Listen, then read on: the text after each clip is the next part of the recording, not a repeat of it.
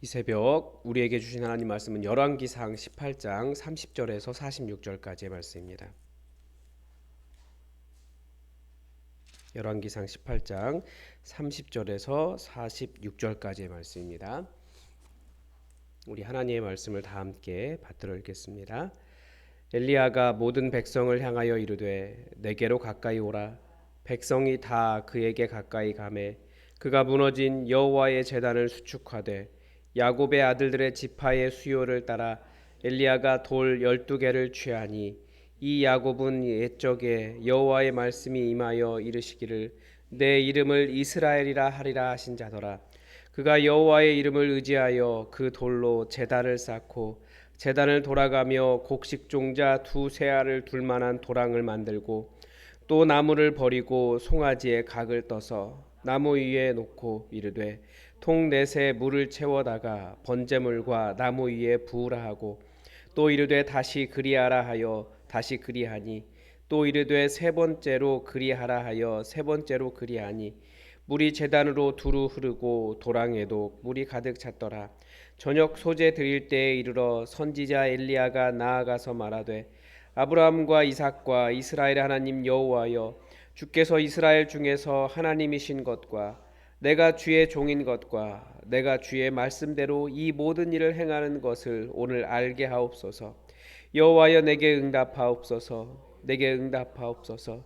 이 백성에게 주 여호와는 하나님이신 것과 주는 그들의 마음을 되돌이키심을 알게 하옵소서 하매 이에 여호와의 불이 내려서 번제물과 나무와 돌과 흙을 태우고 또 도랑에 물을 핥는지라. 모든 백성이 보고 엎드려 말하되 여호와 그는 하나님이시로다. 여호와 그는 하나님이시로다 하니 엘리야가 그들에게 이르되 바알의 선지자를 잡되 그들 중 하나도 도망하지 못하게 하라 하매 곧 잡은지라. 엘리야가 그들을 기손 시내로 내려다가 거기서 죽이니라. 엘리야가 아합에게 이르되 올라가서 먹고 마시소서. 큰 비 소리가 있나이다. 아합이 먹고 마시러 올라가니라. 엘리야가 갈멜산 꼭대기로 올라가서 땅에 꿇어 엎드려 그의 얼굴을 무릎 사이에 넣고 그의 사환에게 이르되 올라가 바다 쪽을 바라보라. 그가 올라가 바라보고 말하되 아무것도 없나이다. 이르되 7번까지 다시 가라. 7번째 이르러서는 그가 말하되 바다에서 사람의 손만한 작은 구름이 일어나나이다. 이르되 올라가 아합에게 말하기를 비에 막히지 아니하도록 마차를 갖추고 내려가소서 하라 하니라. 조금 후에 구름과 바람이 일어나서 하늘이 캄캄해지며 큰 비가 내리는지라. 아합이 마차를 타고 이스라엘로 가니 여호와의 능력이 엘리야에게 임하매 그가 허리를 동이고 이스라엘로 들어가는 곳까지 아합 앞에서 달려갔더라. 아멘.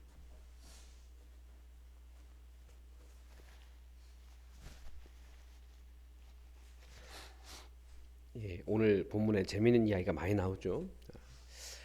뭐그 중국 무협 영화에 나올 것 같은 경공이라고 하죠. 이렇게 막 굉장히 빨리 달려가는 날아가는 그런 거. 46절에 보니까 엘리야가 그런 것도 보여주고 재미있는 이야기입니다. 근데 재미있는 이야기일 뿐만 아니라 가슴 아픈 이야기 같아요. 제가 경제학을 안다라고 말할 수 없지만 제 기억에 제가 경제학 그 경제학 교수님이 계시지만 그 책 처음 읽었을 때 그런 이야기가 있었어요. 그 경제학은 계속해서 모델을 만든다고. 왜냐하면 모델을 통해서 이 모든 것을 다 설명할 수는 없지만 이 모델을 통해서 이 복잡하고 거대한 세상을 축소해서 설명하려고 한다라고 그랬던 것 같습니다. 그런데 이 복잡한 세상, 깨어진 하나님 나라의 세상, 또 어떻게 하나님 나라를 설명할까? 이 모델링이 바로 이스라엘입니다. 어떻게 하나님의 백성이 되는가? 하나님의 말씀에 순종한다는 것은 무엇인가? 하나님의 저주는 이 땅에 어떻게 나타나는가? 하나님은 하나님의 자녀들이 어떤 세상을 만들기를 원하시는가? 하나님은 어떻게 구원을 보이시는가? 회복이란 무엇인가? 등등 여러 이런 다양한 주제들을 이 이스라엘이라고 하는 모델을 통해서 보여주십니다. 그러니까 이스라엘 안에는 이 온 세상의 그 깨어진 하나님 나라의 모든 현상들을 다 담고 있는 거예요. 이 북이스라엘은 비가 오지 않는 저주를 받았습니다. 이 저주라는 단어를 설교자들이 사용하기가 참 사용하고 싶지 않은 단어인데요. 그런데 정확히 말하면 하나님의 저주, 하나님의 심판 아래 있어서 이 세상이 어렵습니다. 이 북이스라엘이 바로 범죄함으로 하나님을 떠남으로 하나님의 진노 아래 있게 된 그 모습을 보여주고 있습니다. 이스라엘이 아합이 그 백성들이 여호와를 의지하지 않고 떠났기 때문에 하나님께서 그 땅에 진노의 잔, 가뭄이라고 하는 진노의 잔을 부으셨습니다.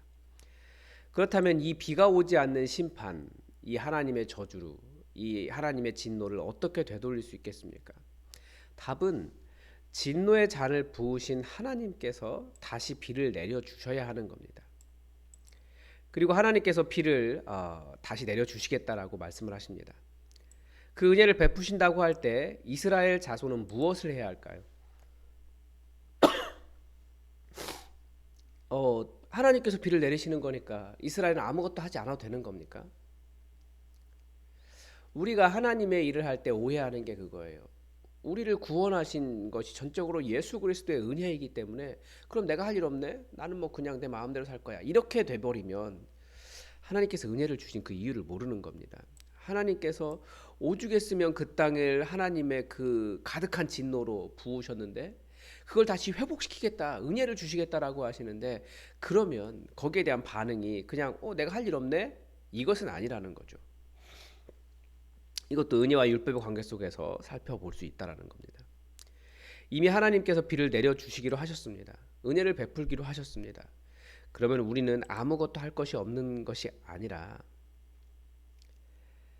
하나님께서 은혜 베푸시는 이유, 바로 이스라엘이 회복되기를 원하시는, 회복되기를 바라시는 것이 있기 때문에 그 회복으로 나아오라고 하는 하나님의 뜻입니다. 그래서 오늘 본문은 그 회복이 무엇인지 이 엘리야를 통해서 볼 수 있습니다. 바알과 아세라 선지자들이 아무리 뛰어놀아도 자해를 하고 피를 흘리고 부르짖어도 간절한 거죠. 정성을 다하는 거예요. 그들의 신은 응답하지 않았습니다. 일반 종교 현상이 다 그렇습니다. 정성을 다해야 된다고 생각해요. 그게 율법이죠. 그러나 그들의 신은 존재하지 않기 때문에 그렇게 율법적으로 온갖 정성을 다해도 절대 하나님의 응답은 은혜로 주어지는 것이기 때문에 그렇게 오지 않습니다. 더구나 그런 거짓 신들을 통해서는 절대 응답이 올 수가 없습니다. 이제 엘리야의 차례가 되었습니다. 엘리야가 백성들을 향해서 말했습니다. 다 내게로 가까이 오라. 그래서 백성들이 다가왔어요.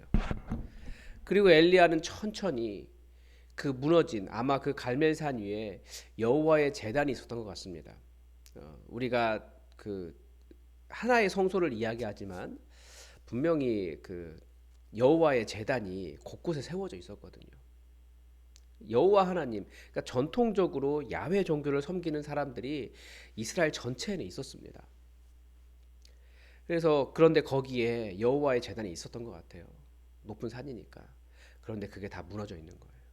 백성들이 모였을 때 엘리야가 돌 하나씩 주우면서 무너져 있으니까 하나씩 쌓으면서 이게 무엇인 줄 아느냐 12개의 돌을 취하면서 하나씩 쌓으면서 당시 이스라엘 사람들이 그들이 원래 야곱이라고 하는 같은 뿌리를 가진 민족이고 하나님께서 그 야곱을 이스라엘이라고 나타나셔서 불러주셨다. 그래서 우리가 여호와 하나님의 백성이 되었다라는 것을 가까이 다가온 이스라엘 사람들에게 제단 하나씩 돌 얹으면서 가르쳐 준 거예요. 그러니까 이스라엘이 다시 회복해야 하는 것이 무엇이겠습니까? 첫째는 그 무엇보다도 그들의 하나님이 누구신지 제대로 아는 거예요. 바알과 아세라, 거짓 신들 이게 아니고 나의 하나님은 오직 여호와시다. 하나님이라고 하는 것은 대명사니까요. 나의 신은 오직 여호와 하나님이시다. 이것을 깨닫는 거죠. 특별히 하나님께서 나타나셔서 우리를 택하여 불러주시고 우리를 하나님 백성 삼아주셨는데 대체 왜 너희들은 다른 신을 섬기고 있느냐. 제대로 알아라.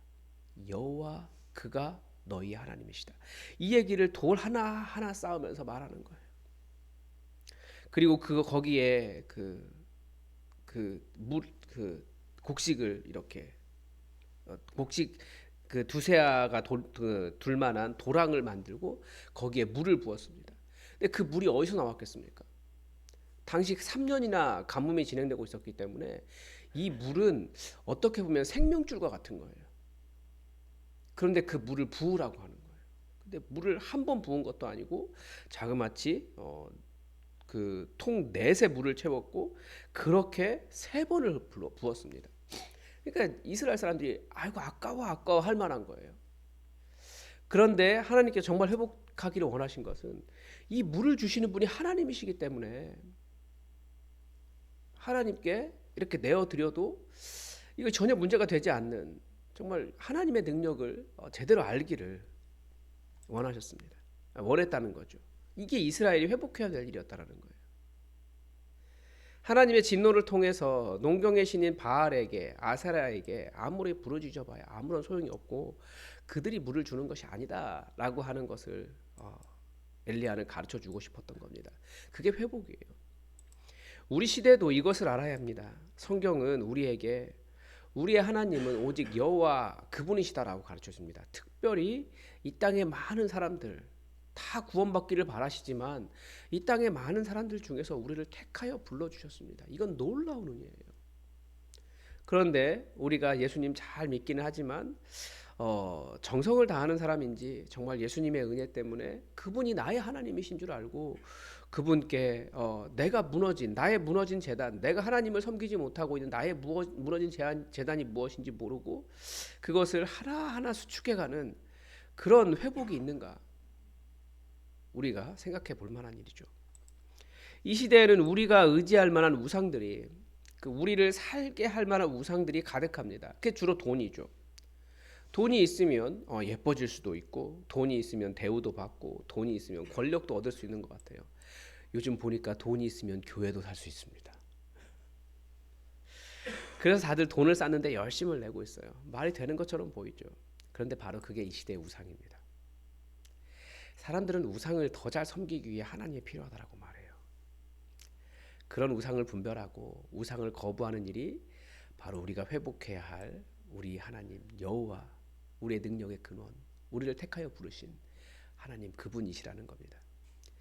또한 이스라엘이 분열되어 있다는 것을 깨닫고 하나를 이루는 일도 회복해야 하는 과제였습니다. 그들이 이스라엘이라고 불리는 이유는 하나님께서 그들의 조상인 야곱을 이스라엘이라고 불러주셨기 때문입니다. 그러니까 택한 민족이죠. 하나님은 여전히 우리도 예수 그리스도 안에서 여호와 하나님을 아버지라고 부르는 거룩한 가족됨을 회복되기를 원하셨습니다. 그래서 그리스도인으로서의 변화, 새로운 정체성이 성경에 한 70가지 정도 나오는데 그 중에서 아주 큰 것이 하나가 가족이라고 하는 개념이에요. 우리 그리스도인들은 다들 가족이라는 거예요. 형제와 그 거룩한 권속 가족이 된 것인데 형제와 자매가 되었는데 우리는 참 많이 싸워요. 마치 남유다와 북이스라엘인 것처럼 하나를 이루지 못합니다. 하나님 나라는 무엇이겠습니까? 이 분열이 그치고 하나를 이루는 거예요. 다름에도 불구하고 어떻게든지 우리 아버지가 한 분이시고 우리를 구원해 주신 예수 그리스도의 피가 흐르고 있고 우리가 성찬을 함께하는 그 하나됨을 이루기를 원하시는데 사람들 자꾸 내가 돕니, 내가 더 많이 아느니, 내가 정통이니 그러면 싸워요. 이게 하나님께서 우리가 하나님 나라를 깨고 있는 이유가 이 분열인데 하나됨을 정말 원하십니다. 그래서 우리 아버지를 안다면 아버지의 뜻과 아버지의 방식을 따라갈 겁니다. 우리 아버지의 방식은 높은 자가 섬기고 사랑하기 위해 다른 사람의 짐을 지고 죄인을 살리고 심령이 사랑과 온유함으로 가득 차 있는 것입니다. 그러니까 이건 종교적인 정성이 아니고 바로 옆에 있는 사람, 실제 눈에 보이는 그 사람 사랑하는 일입니다. 바리새인들처럼 분명하지만 하나님을 섬긴다면서 심령이 딱딱한 자들과는 완전히 다른 겁니다. 하나님은 우리가 성령의 열매, 그 사랑과 온유함, 부드러움, 겸손함으로 섬기는 자로 변화되어서 하나를 이루기를 원하십니다. 그런 사람들 모여 있어서 하나를 이루고 있으면 얼마나 분위기가 좋고 따뜻하겠습니까?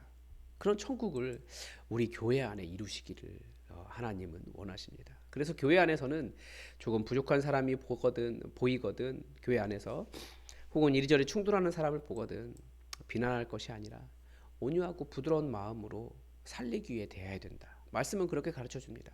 근데 이것도 뭐뭐 해야만 한다라고 하면 율법이 되어버리기 때문에 예수님처럼 살리기 위해 내가 어떻게 십자가를 질 수 있을까? 우리는 그렇게 예수님의 방식을 따라가는 거죠. 또 다른 회복은 37절이라고 저는 생각합니다. 우리가 하나님이 누구신지 아는 것, 이게 아주 중요한 거죠. 하나님은 당신의 백성의 마음을 당신에게로 돌이키시는 분이심을 아는 것입니다. 그러니까 하나님은 우리가 하나님의 백성으로 회복되기를 기다리시는 분이십니다. 그리고 우리가 하나님께로 돌아올 수 있도록 하나님은 이 세상을 움직여 가십니다. 예수님께서 제자들을 왜 풍랑이는 밤바다로 보내셨습니까? 그 시간에 거기로 가는 것이 아닌데. 그런데 예수님은 제자들을 보내셨습니다. 왜냐하면 그 죽음의 순간을 통해서 예수님이 누구신가를 제대로 배워야 하기 때문입니다. 이 인간의 몸은 본능적으로 공포에 반응을 해요. 그러면서 몸에 새겨지는 것이 있어요. 그게 무엇이냐? 내 하나님이 누구신가? 이거라는 거죠. 우리 삶의 주제는 결국 이것입니다. 우리 하나님이 누구신가? 그분이 진짜 하나님이고 그분이 진짜 나의 구원자이시고 그분이 내 기도를 들으시고 그분이 지금 내 인생을 주관하시고 이끄시고 우리 마음을 하나님께로 인도해 가시는 분이시라는 것을 깨닫는 것입니다. 우리는 자꾸 우리의 목적지를 우리의 목적지, 내가 설정한 목적지를 향해 가려고 합니다. 우리의 목적지에 이르게 하셔야 하나님이라고 생각하지만 아닙니다. 하나님은 하나님 그분이시라고 하는 목적지를 향해서 우리를 이끌어 가십니다. 그러니까 내가 설정한 목적지가 아니라. 그래서 우리의 목적지는 우리가 생각하는 목적지는 질병이 없는 것이고 우리의 목적지는 이 세상에서 잘 사는 것이고 우리의 목적지는 평안한 삶이지만 하나님은 우리가 하나님께 이를 수 있다면 하나님이라고 하는 목적지에 이를 수 있다면 우리의 건강도 흔드시고 우리의 돈도 흔드시고 우리의 안정도 흔드시고 우리의 평안도 흔드십니다. 이스라엘에게는 가뭄도 주시고 나라도 없어졌습니다. 하나님을 제대로 알 수 있다면. 왜냐하면 우리의 진짜 목적지는 바로 여호와 그분이 하나님이시라는 것을 제대로 깨닫는 것이기 때문에 그렇습니다. 엘리야가 보여주는 또 다른 회복된 하나님의 백성의 삶은 무엇입니까? 엘리야가 다시 비가 올 때까지 기도합니다. 그런데 그 모습이 정말 간절하죠. 땅에 꿇어 엎드려 얼굴을 무릎 사이에 넣고 기도합니다.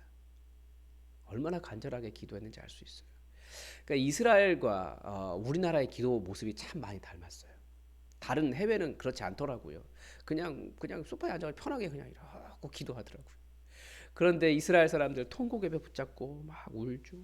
엘리야처럼 무릎 꿇고 소리지러 기도하죠. 우리나라는 참 비슷해요.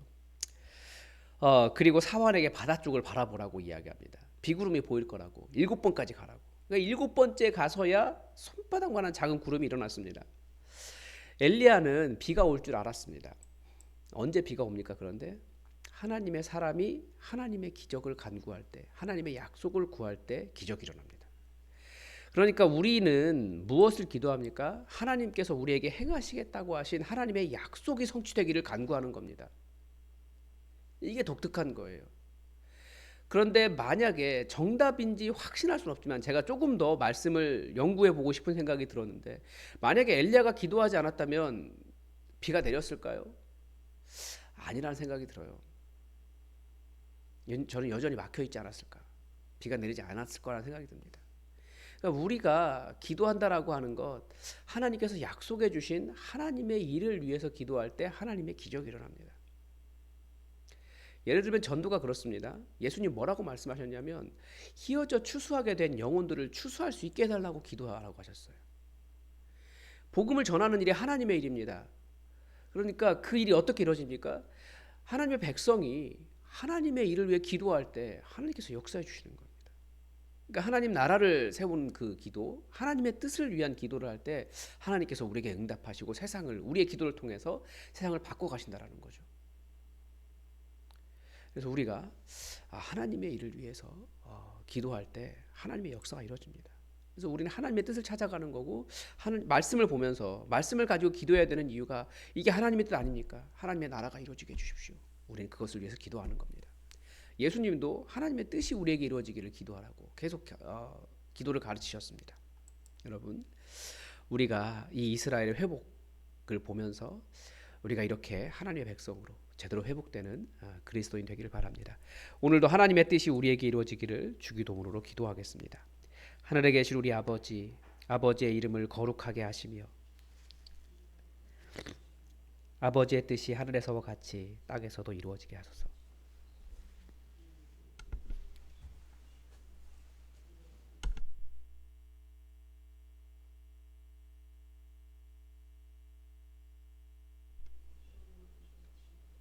악에서 구하소서. 나라와 권능과 영광이 영원히 아버지의 것입니다. 아멘. 여러분, 여전히 하나님의 평강을 알지 못하는 이 세계를 향해서, 이 세계를 위해서 여러분 함께 기도해 주십시오.